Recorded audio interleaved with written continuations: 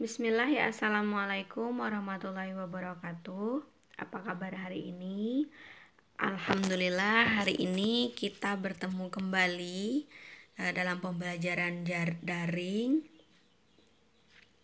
dengan pelajaran prakarya kelas 9. Tujuan pembelajaran kita pada hari ini yaitu mendeskripsikan alasan budidaya ikan hias, menjelaskan komoditas ikan hias, menyebutkan sarana dan peralatan budidaya pembesaran ikan hias. Yang terakhir itu menjelaskan tentang pemeliharaan ikan hias. Itulah tujuan pembelajaran kita pada bab ini. Sebelum kita masuk ke materi, marilah kita berdoa. Semoga pembelajaran kita hari ini lancar, bermanfaat untuk kita semua. Amin. Berdoa dimulai. Berdoa selesai. Baik. Budidaya ikan hias itu sering kita temui di pasar-pasar atau di galeri-galeri tertentu dengan berbagai macam ikan hias. Kalau dari kedua gambar ini, bisakah kamu menebak nama kedua ikan di atas? Betul sekali. Yang pertama itu ada ikan cupang yang warnanya ungu, yang siripnya itu kayak selendang, bagus ya. Yang kedua itu ikan mas koki yang kepalanya gede, terus sirip-siripnya itu berkibar, tapi dia ikan mas koki ini daya tahan hidupnya lebih pendek daripada ikan cupang. Kalau ikan cupang itu lebih panjang, kalau ikan mas koki ini lebih cepat mati. Oke, budidaya ikan hias. Di sini kita akan membahas tentang budidaya ikan hias.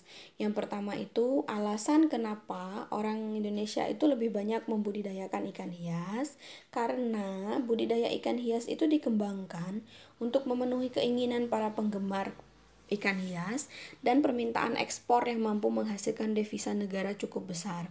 Jadi peminatnya ikan hias ini banyak sekali karena bentuknya yang lucu, warnanya yang bagus, itu membuat daya tarik tersendiri bagi penggemar-penggemar ikan hias untuk memelihara ikan hias. Jadi itu dimanfaatkan oleh orang-orang tertentu untuk membudidayakannya agar semakin banyak peminatnya dan menghasilkan devisa negara yang cukup besar. Jadi ikan hias ini bukan hanya sekedar dijual di Indonesia, tapi juga keluar. Yang pertama itu komoditas budidaya ikan hias atau jenis budidaya ikan hias. Yang pertama itu ada ikan hias air tawar. Jadi dia ada dua. Yang pertama itu budidaya ikan hias air tawar, dan yang kedua itu budidaya ikan hias air laut. Nah, yang pertama ini budidaya ikan hias air tawar. Ikan hias air tawar ini memiliki beberapa kelebihan, terutama kemudahan budidayanya. Jadi ikan mas air tawar itu lebih mudah dibudidayakan atau lebih mudah dikembangkan karena dia airnya kan tawar. Yang penting bersih gitu kan, airnya air bersih. Yang pertama untuk jenis ikan budidaya ikan hias air tawar ini, yang pertama itu ada ikan mas koi. Ikan mas koi ini banyak kita jumpai itu biasanya di kolam-kolam pariwisata, tempat-tempat pariwisata, karena akan menarik peminat atau pendatang untuk tempat pariwisata tersebut.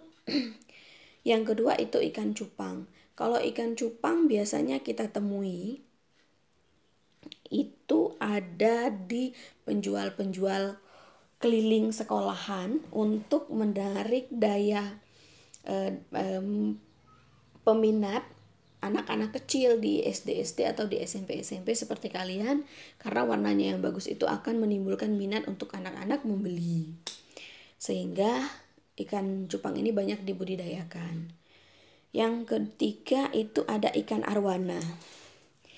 Kalau ikan arwana ini biasanya yang memelihara adalah orang-orang dewasa karena kesenangannya kepada ikan hias. Ikan arwana ini dia selain memiliki warna yang bagus juga bentuk yang bagus. Ikan hias arwana ini ukurannya pun besar, bisa membesar. Beda dengan dengan ikan cupang. Yang keempat itu ada ikan mas koki. Ikan mas koki ini bentuknya itu mirip seperti ikan lohan kalau kepalanya. Tapi kalau dia memiliki sirip-sirip yang panjang dan ukurannya pun lebih kecil dari ikan lohan, serta kehidupannya pun lebih pendek dari ikan lohan. Ikan mas koki ini pemeliharaannya harus benar-benar bagus karena dia maunya tempatnya itu bersih, makanannya itu baik kalau mau hidupnya lebih panjang. Yang kelima itu ada ikan gapi. Kalau ikan gapi ini dia cenderung kecil seperti ikan cupang, tapi bentuknya itu tidak memiliki sirip yang panjang, tapi warnanya tidak kalah jauh dengan ikan cupang. Selanjutnya itu ikan lohan. Ikan lohan sendiri itu memiliki keunikan tersendiri. Jadi kalau dimasukkan ke dalam akuarium dan akuariumnya diisi batu-batu, itu kepalanya yang menonjol itu bisa mendorong batu-batu tersebut sehingga membuat peminat ikan lohan ini lebih banyak. Jadi ikan lohan ini juga bisa dijadikan investasi bagi kita untuk dibudidayakan, tapi membesarkan ikan lohan itu membutuhkan waktu lebih lama dibanding ikan mas koki dan ikan mas koi. Yang terakhir itu ikan diskus atau berasal dari perairan Amazon. Ikan diskus ini banyak diminati karena bentuknya seperti piringan dengan warna-warni yang atraktif. Warnanya lucu-lucu sekali seperti di gambar tersebut. Jadi itulah komoditas budidaya ikan hias air tawar.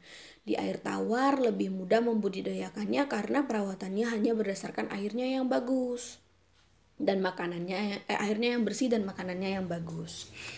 Itulah jenis ikan air tawar bernilai ekonomi tinggi. Jadi beberapa ikan ini bisa menjadi inspirasi kita untuk mendapatkan membudidayakan ikan hias air tawar untuk mendapatkan produktivitas atau keuangan yang baik. Selanjutnya ikan hias air laut. Kalau jenis-jenis ikan hias air laut yang diekspor ini memiliki warna-warni yang mencolok, antara lain Datifis kan. Datifis ini bentuknya saja sudah lucu ya, warnanya ada 2. Yang kedua itu lionfish. Dia bentuknya kayak, kenapa disebut lionfish? Karena mungkin menyeramkan seperti bentuk singa. Yang pertama itu kakak tua. Yang selanjutnya itu kakak tua. Ternyata bukan hanya burung yang ada namanya kakak tua, tapi juga ikan kakak tua. Yang ketiga itu blue tongue, yang keempat itu angelfish, yang kelima itu yellow tanks. Kalau yellow tank ini lucu sekali ya, warnanya kuning, bersih, bentuknya juga lucu. Jadi ini ikan-ikan yang bisa diekspor, ikan-ikan yang memiliki warnanya yang mencolok, tapi pemeliharaannya lebih sulit dibanding dengan ikan hias air tawar karena dia menggunakan air laut. Itulah jenis-jenis ikan hias air laut yang diekspor. Oke, sampai situ ada pertanyaan. Kalau ada pertanyaan, silakan tanyakan dengan Ibu via WhatsApp atau silakan klik kolom komentar, tulis di kolom komentar pada channel YouTube ini supaya bisa terhubung langsung dengan Ibu nantinya. Nah, kalau tidak ada pertanyaan, inilah tugas kamu minggu ini. Yang pertama, buatlah ringkasan, simpulan atau catatan dari materi yang telah disampaikan di atas atau yang telah Ibu sampaikan tadi. Buatlah di buku tugasmu. Yang kedua, kerjakanlah LKS pada halaman 41 nomor 1 sampai 5, kerjakan di kertas lembar. Yang ketiga, kumpulkan tugasmu via WhatsApp dengan foto tugas dan foto siswa mengerjakan tugas. Dikumpul paling lambat hari Minggu tanggal 21 Februari. Itulah penjelasan dari Ibu. Kita bertemu kembali minggu depan. Semoga apa yang kita pelajari hari ini bermanfaat untuk kita semua. Dan semoga pandemi corona ini segera berlalu sehingga kita bisa bertatap muka. Sekian dari Ibu. Terima kasih untuk hari ini. Wassalamualaikum warahmatullahi wabarakatuh.